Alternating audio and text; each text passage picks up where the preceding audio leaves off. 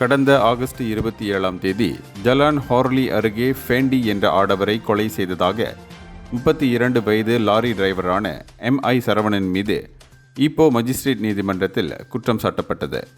குற்றவியல் சட்டம் பிரிவு 302 கீழ் அவர் மீது குற்றம் சாட்டப்பட்டுள்ளது. இந்த குற்றத்திற்கு மரண தண்டனை அல்லது 30 முதல் 40 ஆண்டுகள் வரையிலான சிறை தண்டனை அல்லது குறைந்தது 12 பிரம்படிகள் விதிக்கப்படலாம்.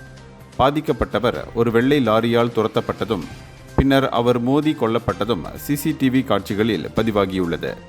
இதனைத் தொடர்ந்து அதே நாளில் கோலாலம்பூரில் சரவணன் கைது செய்யப்பட்டார்.